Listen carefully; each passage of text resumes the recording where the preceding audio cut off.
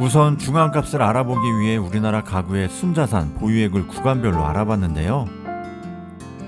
1억 미만의 자산을 보유하고 있는 가구가 29.6%로 꽤 높은 비중을 차지하고 있었습니다. 그리고 중앙값, 즉 자산 보유액으로 줄을 세웠을 때 정중앙에 위치한 가구의 자산 보유액은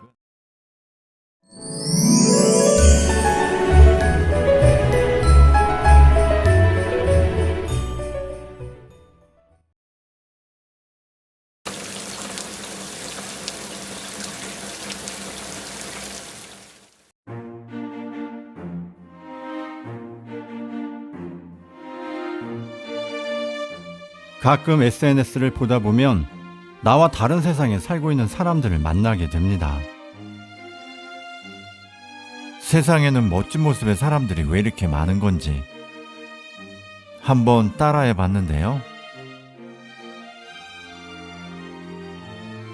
얼굴 표정으로만 열일합니다.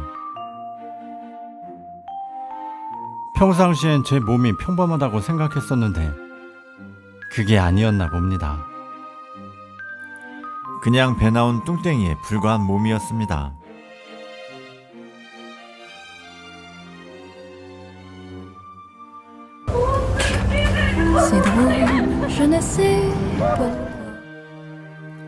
그리고 해외 멋진 곳을 여행 다니는 모습을 보게 됩니다. 평범하게 산다는 건 1년에 한 번씩은 해외여행을 다녀와야 되는 듯 합니다. 그런데 전 동네 한 바퀴나 돌아봐야겠습니다. 요즘 돈벌이론 해외여행은커녕 국내 여행도 쉽지 않네요. 다들 돈들은 왜 이렇게 잘들 버는지 전 평범하게 살고 있다고 생각했었는데 그게 아니었나 봅니다. 올해 여름도 그냥저냥 넘어가고 맙니다.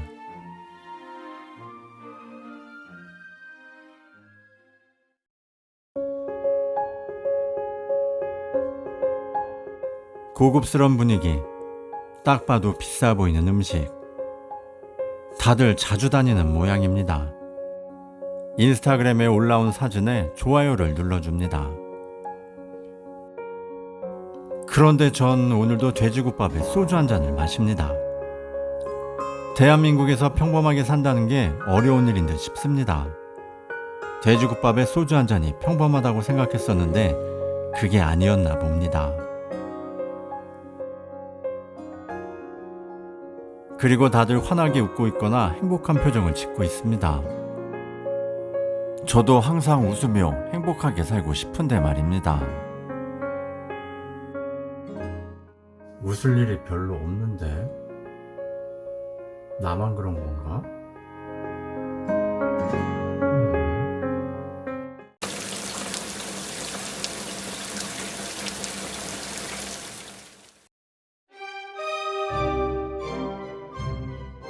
2023년 우리나라 가구 평균 순자산을 조사해봤습니다. 자산은 5억 2,727만원, 부채는 9,186만원, 그래서 순자산은 4억 3,540만원이었습니다. 그런데 평균값이라는 게 실제 상황을 반영하지 못하고 오히려 왜곡시킬 수도 있기 때문에 중앙값을 알아봐야겠습니다.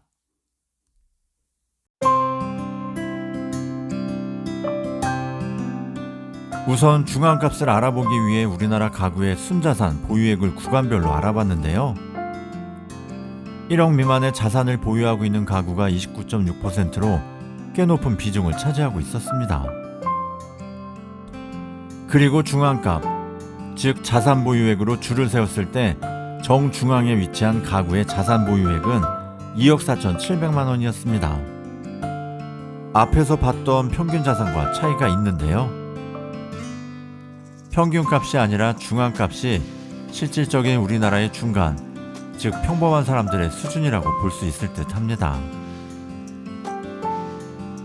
SNS에서 보여지는 평범해 보이는 사람들의 일상의 모습들이 어쩜 평범한 게 아닐 수도 있겠구나라는 생각이 듭니다. 평범한 가구의 자산이나 소득 수준을 보면 생각보다 그리 높지 않더라고요. SNS가 우리나라 사회의 평균적인 삶의 기준을 높여준 것 같습니다. 두 가지 부류의 사람들이 있는 것 같은데요. 상위 10%의 삶을 살아가는 사람이거나 아님 있는 척 과시와 허세를 부리는 사람이거나,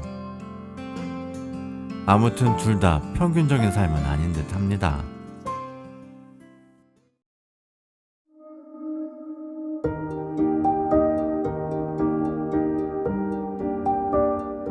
저도 10년 전까지만 해도 허세가 있었는데요.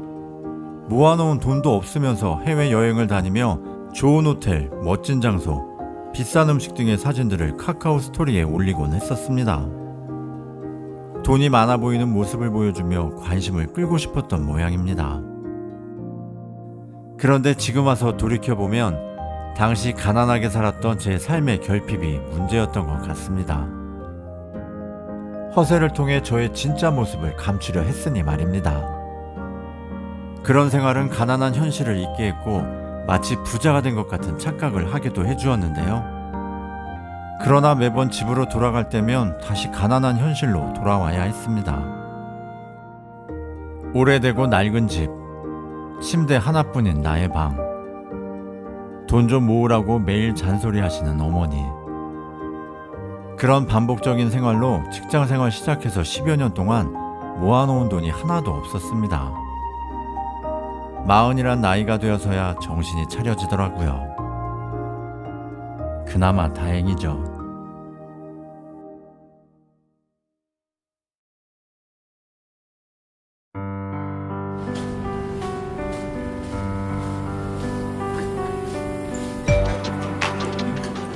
오랜만에 허세 좀 부리러 밖으로 나와봤습니다. 알바로 생활하게 된 요즘 바람 쐬는 것도 그렇고 먹는 것도 그렇고 아끼면서 생활해야 했었는데요. 여름이 끝나가려 하다 보니 아쉬운 마음이 들더라고요. 시원한 바닷바람 쐬며 회 한 접시에 대게 한 마리를 먹고 싶었습니다. 그런데 저 혼자만 먹으려 하니 왠지 사치 같기도 하고 좀처럼 엄두가 나질 않더라고요. 그래서 엄마에게 허세를 부려보기로 합니다. 엄마에게만은 그냥 돈도 잘 벌고 잘 살고 있는 아들이라는 걸 허세라 하더라도 보여주고 싶더라고요.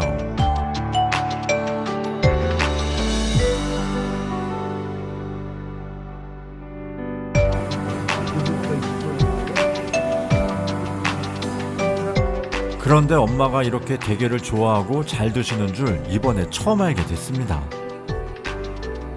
앞으로 자주 사드려야겠습니다.